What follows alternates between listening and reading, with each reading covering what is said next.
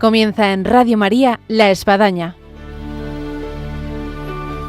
un programa dirigido por el Padre Arturo Díaz desde el Monasterio de la Encarnación en Ávila.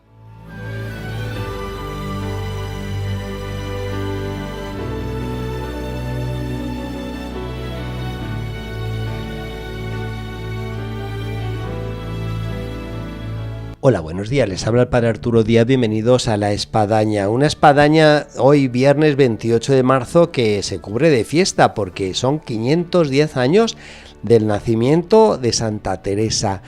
Y nos hubiese encantado pues dedicar todo el programa a Santa Teresa, pero dedicando los últimos viernes de mes a San Juan de la Cruz, su obra y figura, pues bueno, debemos de continuar con San Juan de la Cruz, pero no cabe duda que resuena en todos nosotros este feliz cumpleaños a Santa Madre Teresa en estos 510 años.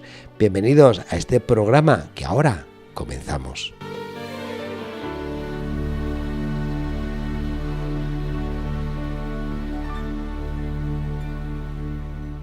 Hola, buenos días, María Ángeles. Buenos días. Que estamos de cumpleaños. Estamos de cumple. Santa Teresa, 510 años, parece mentira.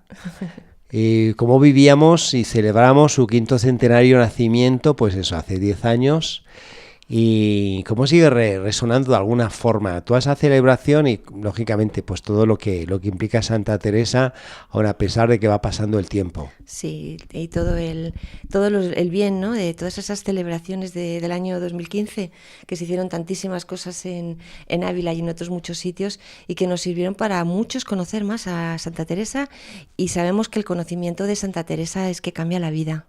Y un fruto de ese 5º centenario de su nacimiento, hace 10 años, fue que el Papa Francisco concedió, con el pedido del obispo del tiempo, don Jesús García Burillo, el que se pudiese celebrar periódicamente, cada vez que cae en domingo, a Santa Teresa, se pudiese celebrar un año jubilar. Así que, bueno, pues tenemos años jubilares más o menos en torno a cada 7 años. Sí, y además es como Ávila se ha quedado convertida después del 2015 como en un lugar de peregrinación, toda la ciudad entera. Por supuesto, este monasterio de la Encarnación, la casa natal de Santa Teresa, el convento de San José, pero como, no sé, un poco como un foco, ¿no?, dentro de la cristiandad, de peregrinación importante, sí, de muchísimas gentes de todo el mundo. Y eso, realmente, aquellas fiestas del 2015 yo creo que abrieron la puerta a todo esto que estamos viviendo ahora. Sí, y de San Juan de la Cruz, pues nos adentramos en el próximo centenario, si Dios quiere, el próximo año, 2026. Así que estamos de aniversario en aniversario. Pero vamos, hoy resuena estos 510 años de nacimiento de Santa Teresa, con lo que conlleva de fiesta. Y desde aquí, pues una felicitación a todos los que viven a Santa Teresa, a lo que supone la Orden del Carmen y tantas cosas relacionadas con la Santa. A todos los que tenemos a Santa Teresa dentro del corazón, uh-huh, y también los que tenemos a San Juan y a toda la obra que Teresa hizo, ¿no? Sí, porque no habría San Juan de la Cruz sin Santa Teresa. Y también, y es parte de este programa que estamos dedicando, a estos programas de San Juan de la Cruz, podemos ver el influjo recíproco de ambos, donde no cabe duda que ambos pues se dieron unas buenas pinceladas que hacen que los veamos todavía más enriquecidos. Sí, yo la verdad que cuando voy preparando los programas y voy investigando, leyendo, siempre veo como detrás de San Juana la sombra de Santa Teresa. Siempre sí, la veo. Es verdad que muchas veces nos referimos, Santa Teresa opinaba esto, decía esto y tal, ¿no? Pero es que siempre está como detrás, mandando cartas, allanando el camino, dando su opinión, haciendo de comité de propaganda de determinadas cosas, ayudando. Es decir, que realmente detrás de la figura de San Juan de la Cruz está la figura de Santa Teresa, y probablemente también al revés, es decir, como hemos dicho muchas veces, la obra de Santa Teresa y toda su espiritualidad tiene un pozo también importante en todo lo que San Juan la aportó. Es decir, que estamos ahí en un tándem estupendo, padre. Sí, yo imagino en este programa mismo de hoy que vamos a dedicar a San Juan de la Cruz en Baeza, cuánto sentiría esa presencia espiritual, si no era física, espiritual, San Juan de la Cruz, en estas aventuras de fundaciones, de poner en orden los conventos fundados, de escribir cartas a los súbditos o a los superiores, en fin, yo creo que se sentía así muy arropado por Santa Teresa aún en la distancia. Sí, porque Santa Teresa siempre se portó como una verdadera madre, ¿no? Con todo el mundo y con San Juan, por supuesto, ¿no? Con lo cual, a través de todo el epistolario vemos cómo se iba preocupando, ¿no? De ayudar, de quitar problemas, de llamar a este amigo, a este otro, para ir poco a poco, decir lo que digo yo, detrás de todo lo que estamos contando de Fray Juan, está siempre la obra, la oración, el cariño de Santa Teresa, ¿no? Como madre detrás de él, ¿no? Es bonito. Sí. Realmente, como ahora que estamos viendo esta fundación de Baeza. Esta nueva andadura.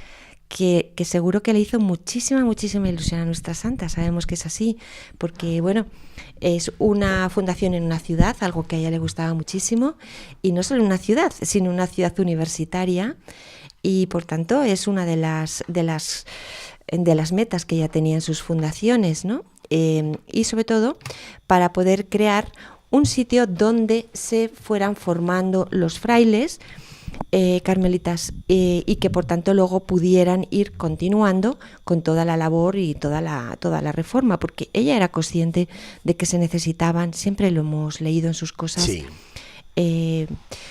Frailes y que realmente estuvieran formados para poder ayudar, para poder aportar, ¿no?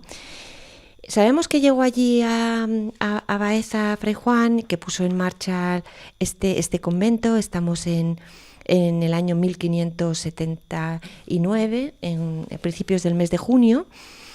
Y bueno, pues una vez que ya tomó posesión de estas casas, de las que contábamos en el programa anterior, que están ahí dentro de la muralla, pues rápidamente lo que hizo fue pues celebrar una misa, ¿no? Algo que también Santa Teresa enseguida hacía, aunque no estuviera todavía aquello adecentado, aunque tuviera todavía que seguir con las obras, con la limpieza, con todo, pero lo primero era repicar la campana, que ya dijimos que siempre se llevaba en todas las fundaciones una campanita, y empezar a poner en marcha la fundación pues con una Eucaristía, con una celebración.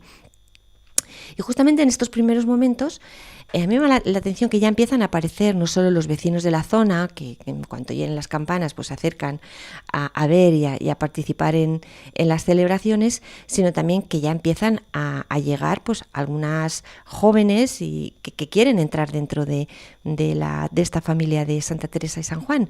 Una de ellas es una quinceañera, Juana de Arjona, que luego será una de las dirigidas más reconocidas de Fray Juan de la Cruz, ¿no? Que procesará como Juana de San Gabriel, ¿no? Entonces digo, bueno, madre, desde el principio, ¿no? Pues había una gran aceptación. Yo lo que al analizar este pequeño dato, pues he pensado, bueno, realmente había como una gran simpatía hacia la obra de Santa Teresa. En todas estas partes, ¿no? Ya todo el mundo la conocía, ya todo el mundo la valoraba, ya todo el mundo pensaba la importancia de esta reforma, de esta espiritualidad. De manera que, bueno, aparece por allí unos poquitos de frailes con Fray Juan y justamente ya hay una joven que quiere entrar, ¿no? Todo eso nos marca un poco ese ambiente de apoyo a la reforma carmelita que realmente estaba en toda la sociedad. Sí, efectivamente es muy llamativo, María Ángeles, y me pasa aquí cuando vienen los peregrinos y uno enseña ese mapa de España que tenemos a la entrada de la Puerta Reglar del museo, de las 19 fundaciones de Santa Teresa, lo que es fundar un convento por año, en sus 20 años que estuvo en esta labor, y no solamente lo que era levantar edificios, y máxime en ese tiempo lo que suponía arquitectónicamente, ¿no? Piedra sobre piedra, sino lo que era luego pues tener vocaciones, llenarlo y formar esas vocaciones, que esa era una labor todavía más difícil de lo que era levantar simplemente las piedras. Era pues crear un verdadero mar de personas que creían en lo que ella decía, en su espiritualidad y que querían vivir una vida basada en su visión, ¿no? Creo que es algo realmente bonito. Cuando llegan allí, bueno, pues es curioso, en estos primeros momentos que digo que llega la gente de la zona, que llega esta primera joven que quiere entrar y tal, bueno, pues cuando entran, pues encuentran a Fray Juan haciendo una cosa que también podría haber estado haciendo perfectamente Santa Teresa, ¿no? Es que le pillan derribando un tabique en la sala donde luego se va a decir misa, ¿no? O sea, estaba de albañil. Y bueno, eso de San Juan tirando el tabique a toda prisa, me imagino que medio de noche, medio de madrugada, pues nos recuerda también otras muchísimas escenas de Santa Teresa en todas sus fundaciones, y cómo rápidamente, ¿no? Las casas se adecúan y se decoran y se hace todo a toda prisa, pero enseguida se hace una Eucaristía que es como el comienzo, ¿no? Vamos, sí, a partir de aquí ya tiramos para adelante. La inauguración de la casa se hizo el 14 de junio de este año 1579, el día de la Santísima Trinidad. Y bueno, la gente llegaba, como estamos diciendo, ¿no? Que había mucha expectación y los vecinos llegaban, pero cuando los vecinos llegaban y entraban y veían en la pobreza tan absoluta que estaban, pues les traían cosas de su casa, les traían ropa, le traían algo de comer. Es decir, bueno, es que se quedaban como diciendo pobres, ¿no? O sea, pobrecillos, no tienen nada, porque realmente es así. Y nos cuentan las crónicas que San Juan no quería recibir absolutamente nada. Pero bueno, padre, que no tiene usted un jergón, que no tiene usted esta manta, que no tiene para... No, nos imaginamos que no hace falta, ¿no? Algo muy de San Juan que lo vamos a ir viendo a lo largo de toda, y lo hemos visto y vamos a seguir viéndolo, ¿no? Querer vivir en pobreza, ¿no?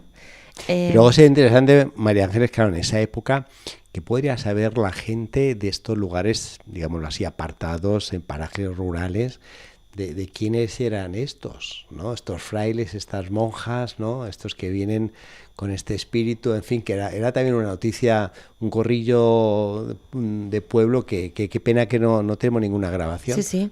Como decíamos en el programa anterior, se decía que eran del silencio, que eran unos frailes del silencio. También se decía ahora que eran de pobreza, ¿no? Y entonces Fray Juan decía que éramos pobres y que la pobreza era nuestra suma riqueza, ¿no? Uh-huh. Es un pensamiento completamente carmelita descalzo, ¿no? Sí, y bueno, y de otras muchas órdenes. Bueno, empiezan a hacer los ruidos, como digo, de derribar tabiques y de hacer paredes y de todo esto, pero cuando se iban a la cama los ruidos continuaban. Entonces, bueno, pero ¿qué es lo que pasa, no? Porque eran ruidos raros. Venían de una celda que estaba vacía y que estaba entre la celda de San Juan y la de otro fraile que se llamaba Juan de Santa María. Y entonces, bueno, pues por la noche comenzaban aquellos ruidos y entonces sale San Juan de su habitación con un candil y llama al compañero y le pregunta, pero hermano, ¿qué pasa? ¿Tiene usted mucho miedo? Y dice, sí, mucho, tengo mucho miedo. Y entonces, pues nada, pues le dice a San Juan, no se preocupe, venga conmigo a la celda, vamos a tranquilizarnos. Y entonces le dice, no se preocupe, hermano, mire, son duendes, son inofensivos. Y entonces, bueno, pues se quedan un poquito en silencio, se quedan allí en oración, y entonces parece ser que de repente empieza otra sesión de ruidos, empiezan a oír cómo se caen tazas, cómo se rompen, que hacen todas añicos, ¿no? Y bueno, se quedan en silencio nuevamente y ya se van los dos a dormir, ya parece que los ruidos pararon y bueno, pues por la mañana rápidamente porque claro, hay que pensar que en esa época no había luz y que lógicamente todo esto eran ruidos que oían, ¿no? Por la mañana fueron rápidamente a ver qué es lo que había pasado y no había absolutamente nada. Ni vajilla rota, ni vasos, ni nada, ¿no? Lo cierto es que el duende que siempre se ha hablado, ¿no? De que había un duende en esta primera fundación en Baeza, pues siguió haciendo por las noches de las suyas, ¿no? Y molestando a Fray Juan, ¿no? Otra noche se le arrodeó a los pies, esto es una crónica que cuenta, ¿no? Se arrodilló a los pies y saliendo de la celda, que por poco no se hizo mucho mal, es decir, que se debió de salir así un poco a oscuras y se debió de tropezar. Y bueno, entonces pues por toda la ciudad empezaron a difundirse, ¿no? Las habladurías, ¿no? De que hay duendes, de que Fray Juan lo intenta por la noche, de que si se caen tazas, en fin, bueno. ahí empezó. O sea, eso quedó como una de las historias de la Fundación de Baeza, Sí, ¿no? una anécdota. Una anécdota. Vamos, de esa primera noche que no cabe duda que fue sufrida por los que la vivieron. Pero bueno, Fray Juan estaba, nos cuentan las crónicas, bueno, lleno de alegría, se sentía como fundador también, ¿no? Estaba feliz, ¿no? Era Baeza una ciudad universitaria, que era lo que siempre quería la Santa Madre, y decía que bueno, que no hay nada mejor que hacer seminarios en las universidades, ¿no? Porque allí había también muchas vocaciones, había muchos novicios y por tanto se podía dar la posibilidad de que entraran en la orden nuevos frailes, claro, que fueran savia nueva. Es decir, que realmente las universidades siempre son sitios especiales cuando además una orden como esta empieza un poco a rodar, se necesitan nuevos frailes y por tanto empezaron a entrar en Baeza pues algunos frailes que luego novicios que luego fueron grandes frailes de los descalzos. Por ejemplo, Francisco del Espíritu Santo, del que se habla que tenía una gran caridad. Alonso Palomino, que luego fue 3 años, estuvo 3 años en Baeza y luego se fue al convento de Granada y que nos da muchas noticias sobre la vida del santo, ¿no? Que vamos recogiendo. Y Jerónimo de la Cruz, que también nos cuenta muchas cosas del santo. Por ejemplo, cómo siendo novicio tenía que ir cada 3 días a dar cuenta de su vida religiosa al santo. Y sobre todo que nos cuenta algo muy bonito, ¿no? Cómo le daba cuenta de su vida interior, pero él veía cómo Fray Juan le entendía, cómo se identificaba con él y cómo poco a poco le iba dirigiendo, ¿no? Hacia lo que él llama un camino de mucha luz, ¿no? Lo que hoy llamaríamos un verdadero acompañamiento espiritual, algo de lo que Fray Juan todavía hoy en día es, o sea, simplemente uno visita una biblioteca, tipo la biblioteca de la Universidad de la Mística, la librería, ¿no? Y hay una cantidad de libros y de estudios que se han hecho sobre lo que nos ayuda en el acompañamiento espiritual. Hoy en día, San Juan de la Cruz. Sí, vamos. Ha quedado como un maestro del acompañamiento espiritual. Bueno, pues aquí tenemos este dato, ¿no? Y esta persona concreta con nombre, Jerónimo de la Cruz, ¿no? Y cómo iba a Fray Juan acompañándole, ¿no? Cómo pues iba poco a poco estando a su lado, ¿no? En este camino de la cruz. Este Jerónimo, pues en el fondo lo que él quería era tener una vida de los padres del desierto. Y entonces estaba enfrascado en lecturas y estaba tentado en dejar el noviciado carmelita, ¿no? Algo que parecido también a Fray Juan, ¿no? Cuando le encontró Santa Teresa. En la misma situación. Sí. Con un pie más bien fuera que dentro. Sí, nada, un día San Juan les dice a los frailes si tenían alguna pregunta sobre esto y nadie dice nada. Y él comenzó a hablarle de los santos del yermo, que podían tratar a Dios sin estorbos y cómo él pues podía encontrarse como más en relación con Dios, estando en el campo, en este tipo de vida apartada, ¿no? Y entonces dijo San Juan, sí, realmente esto era así antes, ¿no? Pero ya no se puede, después de los mandatos de la Iglesia que nos obligan a oír misa todos los días. Y le dijo, hermano, usted sabe que si se va solo al campo no puede asistir a la Eucaristía todos los días, no puede. Entonces aquello parece ser que se le vino abajo el pensamiento. Sí. Se dio cuenta como que de lo que él estaba leyendo era como otra época de la historia de la Iglesia, pero que en el momento actual, ¿cómo iba a estar él aislado completamente de todo? ¿No? Es decir, sí. Le puso un poco como si dijéramos las cosas, un poco, yo creo que es un planteamiento parecido a lo que él debió de hacer cuando habló con Santa Teresa, es decir, bueno, vamos a ver por dónde tiramos. Bueno, él al menos lo que sabemos es que pensaba ser cartujo, sí. Al menos la misa sí la tenía asegurada todos los días, pero claro, la imitación de los padres del desierto de la época de San Antonio Abad, pues no cabe duda, que implicaría una restricción de sacramentos. Sí. Claro, esta restricción es lo que realmente a él le vino abajo todo el pensamiento. Este fraile nos cuenta cosas del santo, ¿no? Y por ejemplo nos cuenta una anécdota de la vida del santo en este momento, es que parece ser que como el santo le gustaba tanto pasear, ya sabemos que era muy, muy paseante, pues de repente le atacaron a él, a los dos, estaban los dos juntos, 2 perros mastines, ¿no? Y cómo el santo les calmó restregándoles en el hocico y dándoles un golpecito, diciéndote, anda, vuélvete así, nos lo imaginamos con toda la tranquilidad a un mastín enorme, y nos dicen que, bueno, que menearon la cola y se volvieron a toda prisa. Bueno, pues siempre se cuenta esta anécdota de...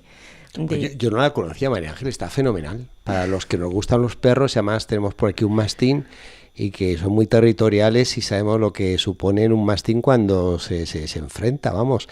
No es fácil darle una caricia en el hocico. Sí, le debió de decir tranquilamente palabras tranquilas, restregándole el hocico y tal. Tomamos nota. Estaban ahí.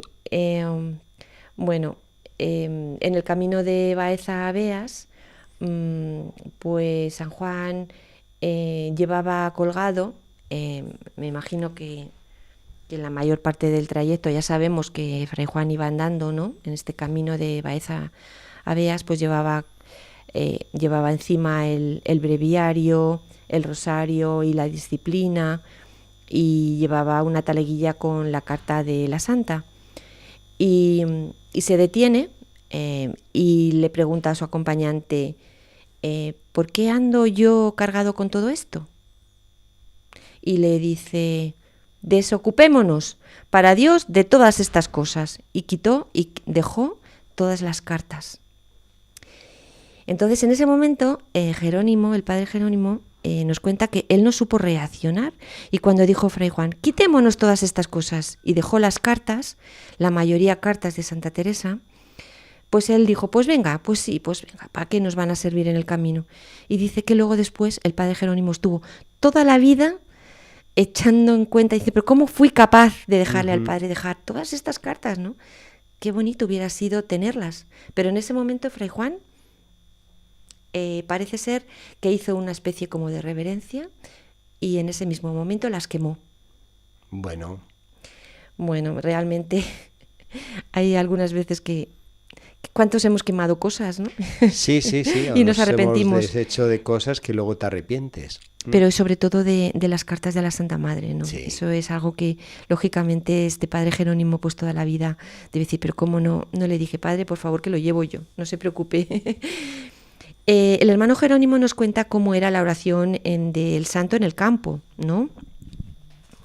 Parece ser que salieron una tarde, estaban en Beas, y le dijo, apártese a alabar a Nuestra Señor. Y siempre que podía sacaba a los religiosos al campo para que se recrearan, buscando un lugar apartado donde pudieran tener oración y alabar a Dios.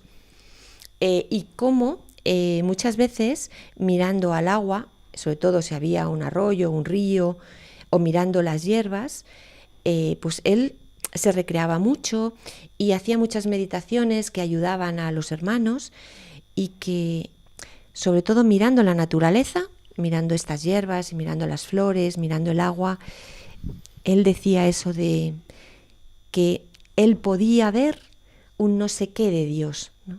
Un no sé qué de Dios, algo que luego él intentó dejar plasmado en sus poesías, pero que él en la naturaleza siempre veía, ¿no? Ese qué de Dios, ¿no? Siguiendo un poco el ejemplo de San Francisco, ¿no? Decía que miraba el agua, la hermana agua, y que estas criaturas, contemplándolas, le daban mucha noticia del Criador, ¿no? Y bueno, eran momentos nos imaginamos, de absoluta felicidad para Fray Juan, y creo que lo son para muchos de nosotros, ¿no? Sí. ¿Quién hubiera sido en ese tiempo discípulo de San Juan de la Cruz para entrar en este ámbito de oración? De poder, digamos, elevarse en esa naturaleza junto a este gran místico. La verdad que sí, es así, ¿no? La poesía de Fray Juan, que tanto nos conmueve, lleva siempre detrás esa experiencia en la naturaleza que luego ese no sé qué que queda balbuciendo, ¿no? Que nos está hablando, que él intentaba poner en palabras, ¿no? Sí. Y quizá la palabra poética es la que mejor viene a expresar, pues una palabra abierta, ¿no? Que nos deja entrar ahí y por lo tanto Con hacerla nuestra. pensamiento y corazón. Pero bueno, no todo en el convento de Beas era así tan bucólico. Estamos hablando de un colegio universitario, padre. Igual que hoy en día los colegios universitarios a lo largo de la historia siempre ha habido movidas, podemos decir, problemas, ¿no? Pues en aquel momento pues también las había, ¿no? O sea, no porque estemos hablando del siglo XVI, pues no había, sí, había problemas y con la gente.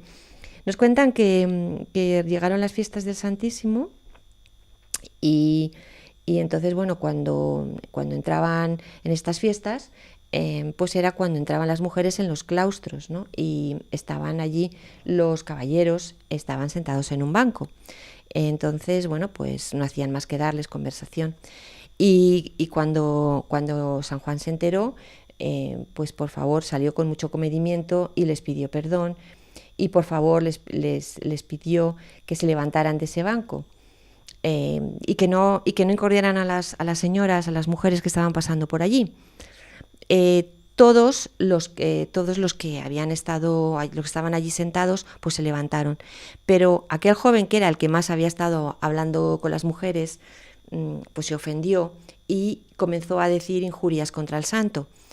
Pues me imagino que pues empezó a decir pues que no tiene por qué decirme nada, porque yo no he dicho nada, tampoco ha sido tanto lo que he dicho, nos imaginamos un poco de este caso, ¿no?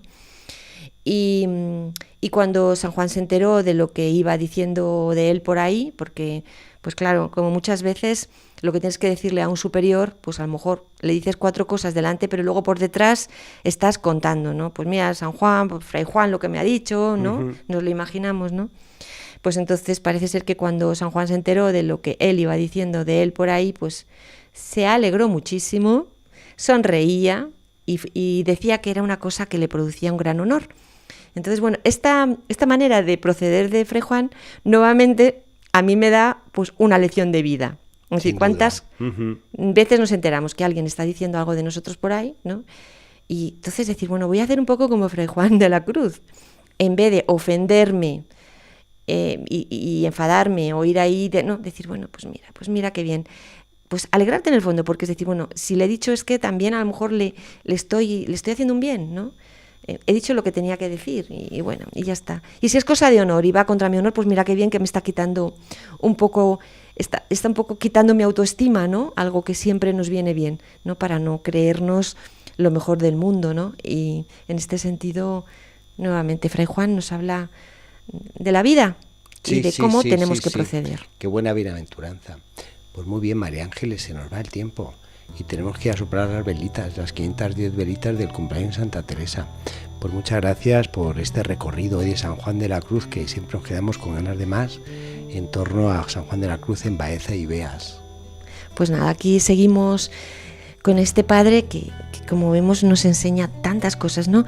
De la vida diaria, de lo que nos pasa, de cómo encarar nuestra vida, nuestra espiritualidad y cómo seguir adelante. Muy bien, pues hasta el próximo programa, Dios mediante, María Ángeles.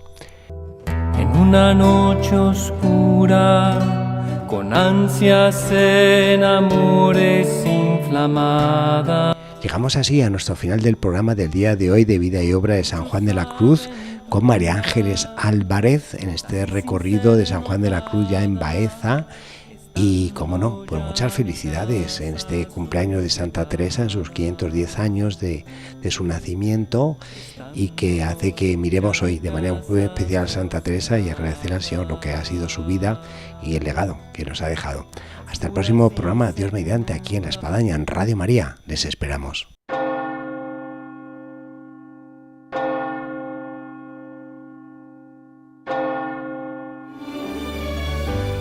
Han escuchado en Radio María La Espadaña, un programa dirigido por el padre Arturo Díaz desde el Monasterio de la Encarnación en Ávila.